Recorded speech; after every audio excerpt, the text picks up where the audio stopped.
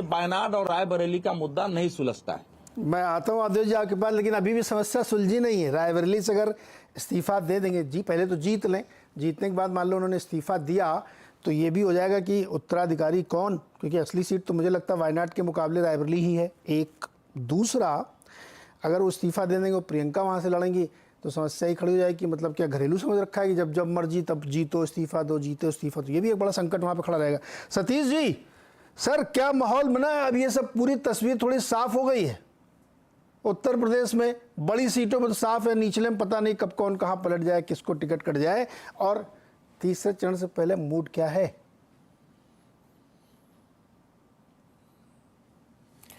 बड़ी लंबा सवाल है आपका। देखिए, कल का जो दौर है वो करो या मरो का दौर है सारी पार्टी, दोनों गठबंधनों के लिए।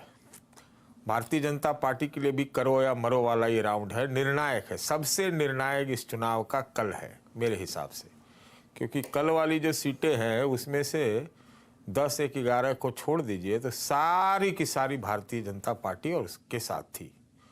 कल गुजरात है तो गुजरात तो खैर कोई बात नहीं, मध्य प्रदेश है, हमको लगता है वो भी क्या कहते हैं उसमें भाजपा का अपर एज है, लेकिन महाराष्ट्र और कर्नाटक नहीं है। तो इसलिए बात फिर से आकर के उत्तर प्रदेश पे आके टंग रही है। उत्तर प्रदेश में जो है पिछली बार 8 सीटें थी कि जो कल का दौर है, लेकिन इस बार अगर INDIA की तरफ से कोई चैलेंज है और इन 10 सीटों का अगर हम एक्सरे करेंगे तो ऐसा लग रहा है कि एकदम कांटे का संघर्ष है, 50-50 का संघर्ष है। आपने ध्यान दिया होगा कि प्रधानमंत्री जी ने कल एक अयोध्या में रोड शो किया, एक और पटना के बारे में भी घोषित किया गया है, अयोध्या में किया। तो ये क्यों किया गया? वो 22 जनवरी और 6 आज मई है, उसमें बहुत अंतर हो गया है, इसलिए किया होगा। तो एक तो ये है, और इसलिए जो है अभी आप लोग बात कर रहे थे रायबरेली अमेठी, मैं उसको बहुत महत्वपूर्ण नहीं मानता, उसमें मैं ज़्यादा समय व्यर्थ नहीं करूँगा। ये सबकी इच्छा है जो जहाँ से लड़े। प्रधानमंत्री जी भी बनारस से लड़े थे, क्या पता बनारस में अभी भी कोई चीज़ चौंका दे। और जिस प्रकार से कई सीटों की चीज़ें हो रही हैं, जो आप अभी जिसकी ओर इशारा कर रहे थे, बनारस में क्या चौंका देगी सर? हेलो, बनारस में क्या चौंका दे? नहीं, अरे मैं कहा, मैं तो कयास लगा रहा हूँ। अच्छा, मुझे लगता नहीं नहीं, अभी सुनिए ना, जैसे हम लोग कयास लगाते रहे ना, हर मिनट मतलब सुबह तक इसमें रायबरेली और अमेठी में हुआ क्या, तो आप लोग देख लिए क्या हुआ, पूरा मीडिया यही करते रह गया। तो मेरा ये कहना है चौंकाने की चीजें हो ही रही है। जौनपुर ने चौंका दिया, फिर आपको देखिए पुरी ने चौंका दिया, इंदौर ने चौंका दिया, और उधर सूरत तो पहले पूरी तरह से चौका मार के ही चौंका दिया। तो ये हो रही है, क्यों हो रही है? क्वेश्चन ये है कि क्यों हो रही है और क्या हो रहा है, ये बहुत बड़ा सवाल है। मैं इसमें ज्यादा नहीं जाऊंगा, लेकिन ये हो क्यों रही है, नंबर 1। नंबर 2, आपने ये कहा कि जो देखिए अभी राहुल और अखिलेश, इन दोनों की बात हो रही थी, उनका मुकाबला जो भारतीय जनता पार्टी का MY फैक्टर है उससे है, डबल इंजन से है, यूपी के लॉ एंड ऑर्डर से है। इनका मुद्दा संविधान और आरक्षण है, उधर का मुद्दा हिंदुत्व है, लॉ एंड ऑर्डर है, मोदी जी का चेहरा है, मोदी जी की गारंटी है। लेकिन असली मुद्दा जो मुझे लग रहा है, ये बार बार ये भी प्रयास मंदिर का हो रहा है, राम का हो रहा है, उसका एक पोलराइजेशन टोन भी रहता है, मतलब सिर्फ धार्मिक तो रहता नहीं है, तो कह सकते हैं। तो अब सवाल ये है कि महंगाई, बेरोजगारी, किसानी, ये सब जो मुद्दे हैं, उसके सामने ये वाला मुद्दा है जो राष्ट्रवाद है, मोदी जी की गारंटी है। अब फिर भी मुझे लगता है कि ये लोकल संघर्ष हो गया है।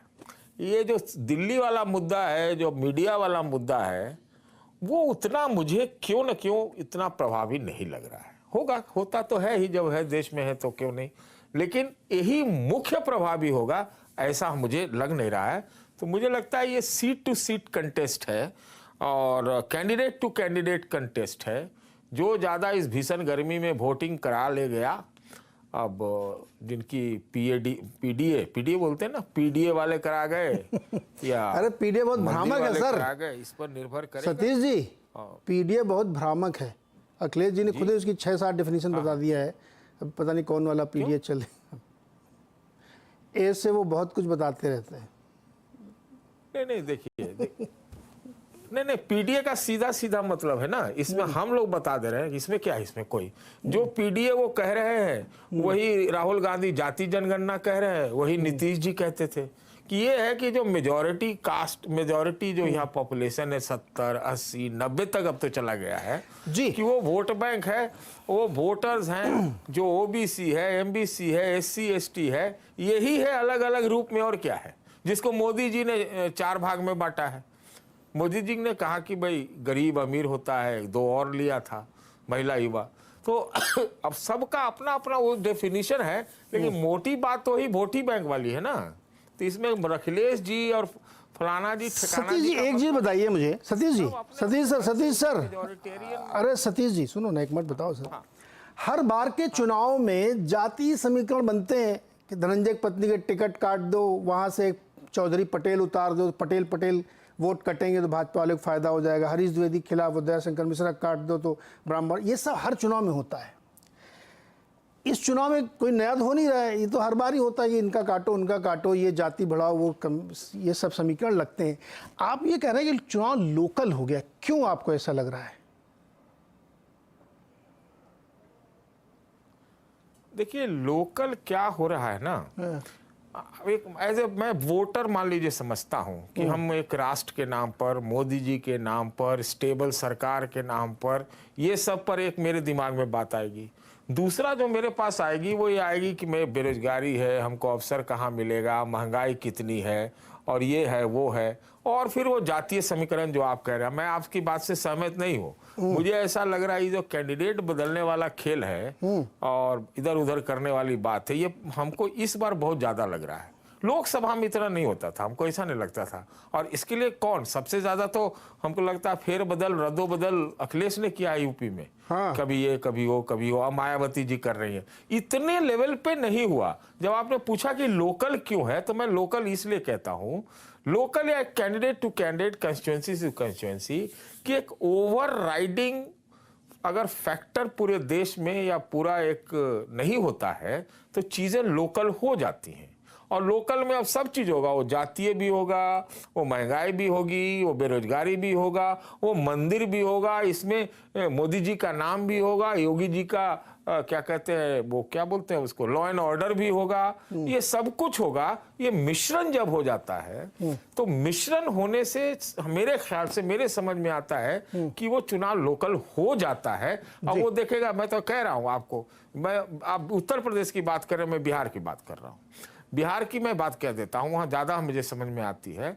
बिहार में एक सीट भी ऐसी नहीं है जो कोई कह देगा कि हम जीत जाएंगे। भाई अभी कोई डिक्लेयर कर दे कि ये सीट गई है, पहले ही से तय है कि यहां से फलाना आदमी जीत जाएगा, ऐसा नहीं है। लालू जी की 2 बेटियों का भी उतना उस हिसाब से मेरे ख्याल से तय नहीं है। लेकिन आप कह सकते हैं हाँ जी भाई चुकी है तो ये जीत जाएगा, लेकिन ओपन है। चूंकि क्यों ओपन है, तो मुद्दे भी इतने सारे हैं, लोग उसमें बटे हुए हैं, तो जातियां तो निश्चित रूप से बटी रहेंगी ना। तो जो ज्यादा कंसोलिडेट कर लेगा, जो ज्यादा मोबिलाइज कर लेगा, जो गर्मी में अपना वोटिंग करा देगा, उसकी बल्ले बल्ले हो जाएगी। अवधेश जी एक छोटा सवाल आपसे भी ये वाला, फिर मैं दूसरे 2 मेहमानों के पास जाऊंगा। ये जो अभी सतीश जी ने एक महत्वपूर्ण प्रश्न रखा है कि अब ये चुनाव एक तरीके से कैंडिडेट बाय कैंडिडेट लोकल हो रहा है, और इस बार तो समाजवादी पार्टी मतलब या बहुत सारे दलों में, बसपा में भी लगातार सीटें बदली जा रही हैं। आखिरी समय खुद प्रत्याशी को नहीं पता है। जैसे आप ये समझिए कि बाबू कुशवाहा ने अपनी पत्नी का भी पर्चा भरवा दिया था कि पता नहीं क्या हो जाए, तो ये स्थिति बनी हुई है। मेरा सवाल ये है कि इस बार शायद इसलिए ज़्यादा हो रहा होगा क्योंकि अलायंस में है, तो पता नहीं कौन कहाँ क्या काट-कूट कर दे। मूल प्रश्न ये है कि जाति पहले भी थी, इश्यूज़ महंगाई बेरोजगारी तो चिरंतन काल से चुनाव का मुद्दा है। इस बार ये लोकल हो गया है क्या एकदम? ये बात बहुत इंपॉर्टेंट कई लोगों ने कही कि अब इस बार तो एकदम प्रत्याशी तय होगी। क्या ऐसा लग रहा है कि आपको चुनाव एकदम लोकल हो गया, इसलिए देखिए थ्रेडबेयर पकड़ पाना बड़ा मुश्किल है?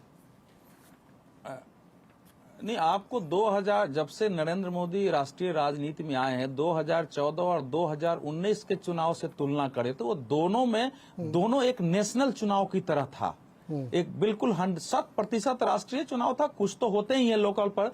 इस बार भी कोशिश थी, 22 जनवरी को एक माहौल बना था। विदेश में आतंकवादी मारे जा रहे थे, विदेश नीति एक बड़ा मुद्दा था। भारत को तीसरी अर्थव्यवस्था बनानी है, 2047 तक महाशक्ति विकसित भारत बनाना है, ये सारे मुद्दे थे। विपक्ष ने भी संविधान खत्म हो जाएगा, आरक्षण खत्म हो जाएगा, ये बनाने की कोशिश की। लेकिन भारतीय जनता पार्टी ने जैसे ही पहले दौर का टिकट बंटवारा किया, उसके बाद से माहौल बिल्कुल बदलने लगा है। इस समय का सिचुएशन ये है कि भारतीय जनता पार्टी के कार्यकर्ताओं और समर्थकों में अभी तक के 2 चुनाव के विपरीत कुछ ज्यादा असंतोष दिखा है। वो राष्ट्रीय वो असंतोष ज्यादा स्थानीय उम्मीदवारों के कारण है, कुछ लोगों को राज्यसभा में भेजा गया उनके कारण है, कुछ जातीय समीकरण के कारण है, कुछ गठबंधन के कारण है। और लोगों को लगा है कि इस सरकार तो हमारी आई, लेकिन उसमें हमको क्या मिला है, हम तो नेग्लेक्टेड ही रहे, दूसरे लोग आ गए हैं। तो ये दूसरा जो कारण हुआ, जिस सरकार ने कुछ ऐसे निर्णय किए, कुछ ऐसे पुरस्कार दिए जो कि साफ साफ जातीय कारक को प्रतिबिंबित करने वाले थे। तो अगर आपको अयोध्या हिंदुत्व और राष्ट्रवाद का मुद्दा था, तो जैसे ही उसमें आप कास्ट के आधार पर कुछ नेताओं को आप पुरस्कृत करके सामने लाते हैं कि चुनाव कास्ट की ओर जाने लगा। और एक बार जब कास्ट की ओर